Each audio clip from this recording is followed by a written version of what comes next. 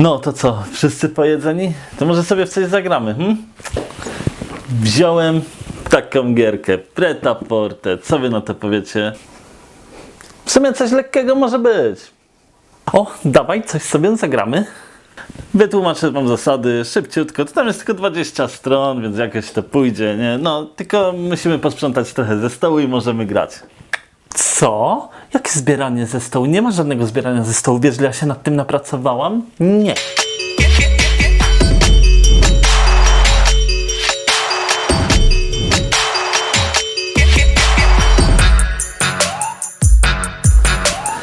Granie przy świątecznym stole to nie jest taka oczywista sprawa. Dlaczego? Ponieważ nie możemy wyciągnąć wielkiej gry, którą będziemy tłumaczyli przez godzinę, a potem będziemy grać 2-3, a do tego zajmiemy cały stół. No nie, na stole są różne rzeczy, które wierzcie mi zawsze znajdzie się w domu ktoś, kto każe wam zostawić nienaruszone. No, nienaruszone oczywiście trzeba jeść, jak to na święta. Więc co moglibyśmy wyciągnąć podczas zbliżających się świąt wielkanocnych? Przedstawię wam 3 moje propozycje gier, które nie zajmą miejsca, a przy tym dadzą wam się całkiem nieźle pobawić i co ważniejsze, trochę poruszać. No bo wszyscy wiemy, jak święta w Polsce, to znaczy, że obżarstwo, jak obżarstwo, to znaczy, że ciężko się oderwać od kanapy, więc dobrze się trochę poruszać pomiędzy sałatkami, obiadami i innymi takimi. Zapraszam was do mojego zestawienia. Cześć, ja jestem Kuba z bloga amatorplanszówek.pl i dziś opowiem wam o moich grach na Wielkanoc. No, może sobie zagramy. Wziąłem 5 sekund. Fajna, przyjemna gierka. Poodpowiadamy sobie na czas na pytania. Co wy na to? No co ty, quiz? Nie chce mi się. Co, boisz się, że nie dasz rady odpowiedzieć w takim czasie? Że co, że ja się boję? Że nie... Dawaj pytanie. Dawaj. Dobra. Wymień 3 rodzaje mięsa. Kurczak, parówki i mielone. 5 sekund. Dobra, miało być o grach, które pozwolą nam się rozruszać. I będzie, tylko ta pierwsza pozwoli nam rozruszać trochę szare komórki, bo to przy takim świątecznym zasiedzeniu też jest niezwykle ważne. No chyba wielu z was zna to siedzenie przy stole, wysłuchiwanie narzekania na wszystko od polityki przez kościół po gospodarkę i w ogóle wszystko co tylko jest. To potrafi zmęczyć, dlatego dobrze popracować trochę mózgiem. 5 sekund. Może być naprawdę bardzo przyjemną zabawą i dosłownie zajmie tyle miejsca. Nawet nie na stole, bo możecie to sobie przekazywać pomiędzy graczami i trzymać w rękach. Natomiast to mamy do czynienia z taką grą niby quizową, niby odpowiadanie na pytania. Mamy w niej też planszę, po której się przemieszczamy i można grać o zwycięstwo. I tutaj moja pierwsza porada. My jak wyciągamy 5 sekund, to nie gramy na punkty. W zasadzie chyba tylko 2 razy w życiu grałem w to na punkty i szczerze mówiąc, jak dla mnie żadna zabawa osobiście. Wolę, kiedy gramy naszą metodą, czyli jedna osoba bierze sobie kartę, czyta o sobie obok pytanie i ta zaczyna odpowiadać. Jeżeli wymieni 3, to spoko. Jeżeli nie, to następna osoba próbuje wymienić kolejne 3. Za udane odpowiedzi nigdzie się nie przesuwamy. Po prostu tak sobie odpowiadamy, że rozruszać szare komórki, a że mamy naprawdę tylko 5 sekund na wymienienie 3 różnych rzeczy, to wierzcie mi, czasami padają tak absurdalne odpowiedzi, że jest naprawdę tyle śmiechu i co ważniejsze, 5 sekund jest grą, z którą siądziecie praktycznie z każdym. Nie musicie tu tłumaczyć żadnych zasad. To wystarczy, że pierwsza osoba zacznie odpowiadać, już wszyscy wiedzą jak się gra i jak się bawi.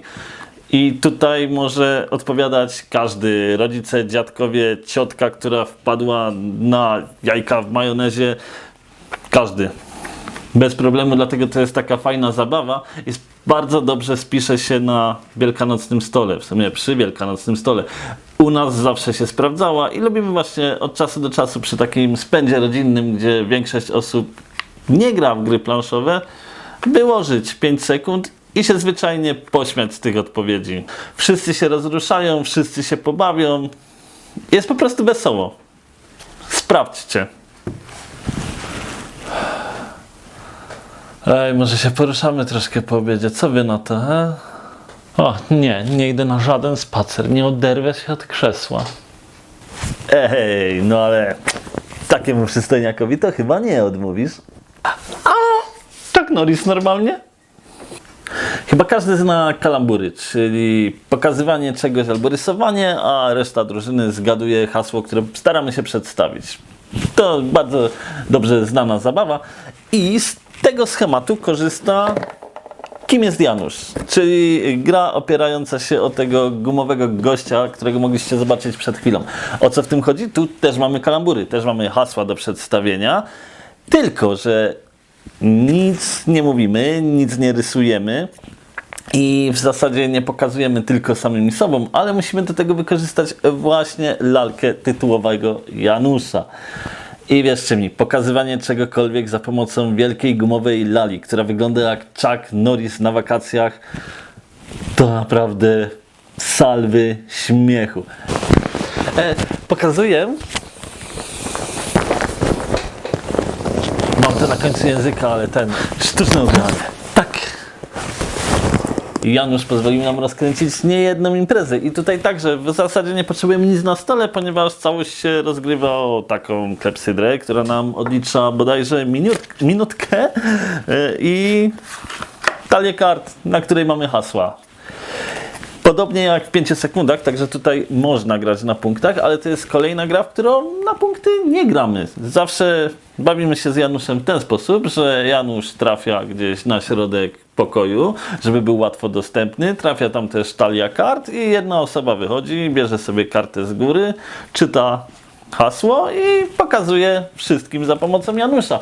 Osoba, która zgadnie, idzie na jej miejsce. W ten sposób znów wszyscy się bawią, jest naprawdę wesoło i no kurczę, wyginanie się z Januszem to jest czysty komizm. To jakie są hasła, możecie wymyślać też swoje hasła i z nim pokazywać, więc kurczę, Janusz jako szczoteczka do zębów, jako miotła, nie wiem, Janusz tańczący coś Michaela Jacksona, to wszystko wyciska łzy z oczu, ze śmiechu oczywiście. I co najważniejsze, podczas wielkanocnego spędu rodzinnego pozwoli wam trochę rozruszać organizm i ugnieść wszystko w brzuszku, że tak powiem.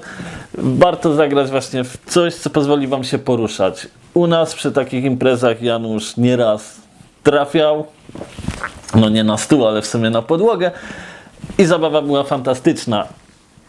W sumie Janusza to wszyscy tak polubili, może nie tyle wszyscy, co płeć piękna, że Janusz odwiedził parę wieczorów panieńskich, był z moją kuzynką na wakacjach nad Bałtykiem i ciekawe, gdzie jeszcze pojedzie, chociaż muszę przyznać, że po jednym z wieczorów panieńskich wrócił biedny tak wypompowany, że już nie trzyma ciśnienia i bardzo możliwe, że te święta będą jego ostatnimi. Mam nadzieję, że nie, ale Kim jest Janusz? Kolejna gra, która moim zdaniem przy takich okazjach jak święta wielkanocne spisze się doskonale w waszym domu. Sprawdźcie go. No chłopak traci ciśnienie. Muszę go jeszcze podpompować, więc ty masz chwilkę, jeżeli podoba ci się to, co ja robię. Jeżeli jeszcze tego nie zrobiłeś, to kliknij czerwony przycisk subskrybuj tam na dole i dzwoneczek. To będziesz na bieżąco z moimi materiałami. A jeżeli filmik ci się spodobał, to będę też wdzięczny za łapkę w górę. Dobra, ja pompuję dalej Janusza, a ciebie zapraszam do kontynuacji materiału. Hej!